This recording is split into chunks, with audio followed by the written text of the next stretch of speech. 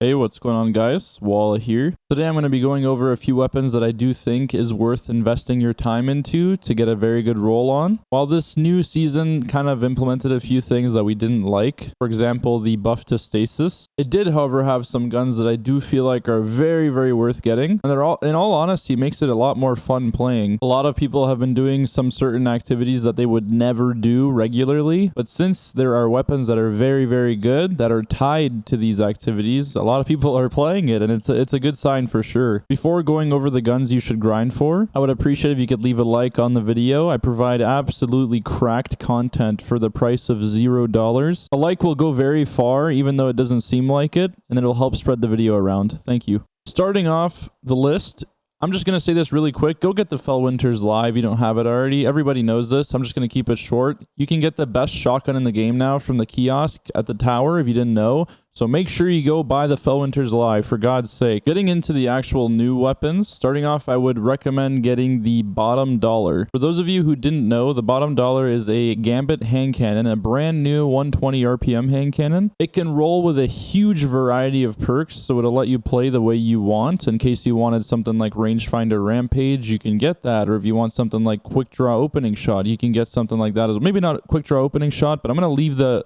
list of perks on the screen right here. It has more perks than freaking True Prophecy, man. Like, look at all that. You can get the best roll you could ever imagine. Quick Draw Opening Shot. Oh, it actually is a thing. There you go. See? You get Quick Draw Opening Shot. If you don't want to rock Rangefinder, but you're more of an explosive rounds type of guy, there you go. You got explosive rounds too. You have literally everything on this gun. It's really, really cool, and I'm surprised they did this, especially with a secondary hand cannon. So it's not too bad. Not too bad at all. The one downside is it does require playing Gambit, and a lot of Gambit, especially if you want to get a really good roll. A lot of people complain in my chat, dude, I've been playing 300,000 games. I still haven't gotten a hand cannon. What the fuck? And when they do get one, it's like the worst roll ever. Like, it has fucking surplus and just some other poop perks. So I don't know. Again, you gotta play at your own risk and play some Gambit, unfortunately. Next on the list is also a hand cannon. We have the True Prophecy. I'm gonna keep it short for this one again because it's not a new gun, but it did get brought back in the Season of the Chosen. If you guys didn't know, you can get a True Prophecy now. The only thing you gotta do, I think, is turn in gunsmith materials and stuff like that. It's just a random drop again, I think, but I have been told you can turn in gunsmith materials for the True Prophecy. So for those who have been wanting one for a very long time, boom, there you go. Bungie did something not too bad yet again. So good on them.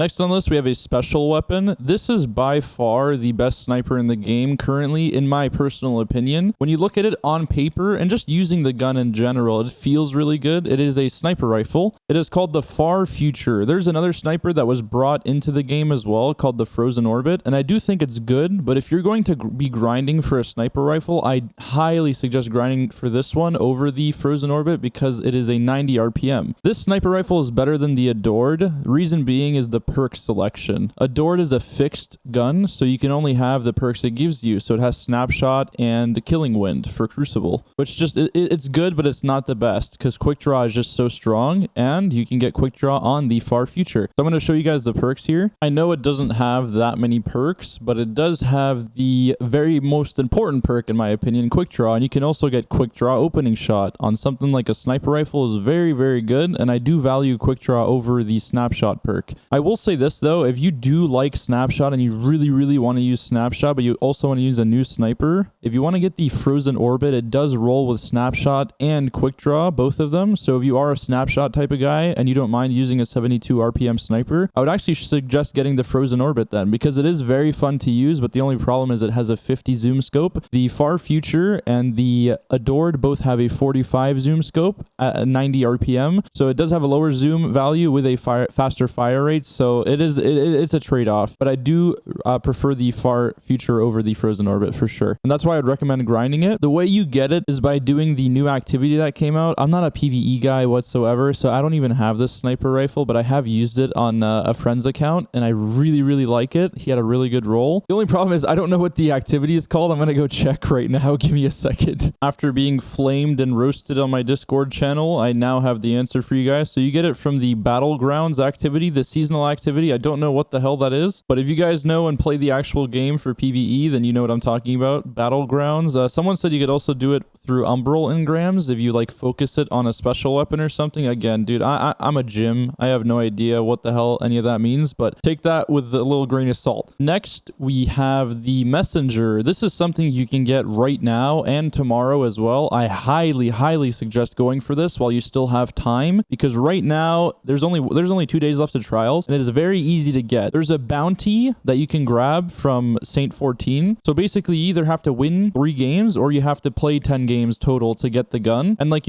I think you get 3 points every time you win, and then like you get 1 point every time you just play a game. So even if you lose, I believe that's how it works. So if you win plus you play a game, I think it's 4 points, and then like if you lose, you just get 1. I don't know exactly how the bounty works. People are gonna roast me in the comment. I don't really care. Something like that. And you also get the gun from getting 3 wins and trials on your cards. So theoretically, you can get 2 messengers. So you get 2 chances this week to get a pretty good roll. And if you get a lot of tokens, you could actually hand in tokens to get another one if you're lucky. The messenger is a pulse rifle, and it actually rolls with Desperado. It's a high hitting pulse rifle, matter of fact, so you can 2 burst with it. But if you have Desperado, you could 2 burst with insanely high rate of fire. And I'm pretty sure it is the only pulse rifle at the moment that is not sunsetted that can roll Desperado. It's basically a better version of the Redrix Claymore. It's not really that well thought out, but it nonetheless is still a good gun, and it's still worth getting for sure. For those who were wondering, here are the perk selection. Again, you want rapid hit Desperado. That is the god roll in my opinion. But if you don't want something like Desperado for some weird reason, not judging you, but I'm just saying it's the best perk, you could get something like Head Seeker, or I don't know, Kill Clip if you're feeling like that. But again, you want rapid hit Desperado. These next 2 guns I'm not going to talk about too much because they're not out yet, but I do think it is worth keeping your eye on because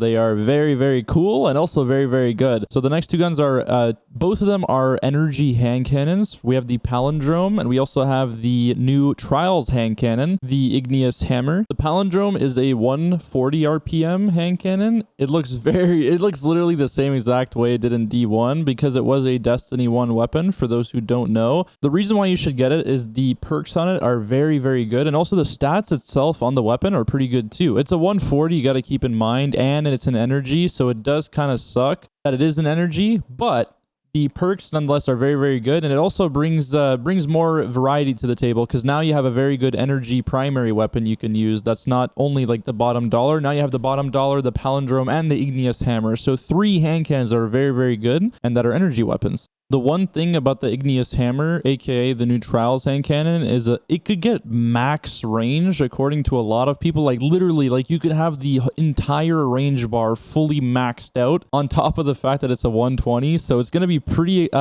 interesting to see a bunch of rolls people are going to get. And I'm excited to see how it's going to change up the meta. I don't think it's going to change too much. But again, the range factor is going to be pretty funny. But I don't think it's going to ruin the game or anything. So don't worry about that. Anyways, that's going to conclude the video with the guns you should get in the Season of the Chosen. I hope you guys enjoyed, and I'll see you in the next video tomorrow. Thank you guys so much. Again, if you could leave a like on the video and comment down below which gun is your favorite so far and which one you're excited to get. And yeah, later.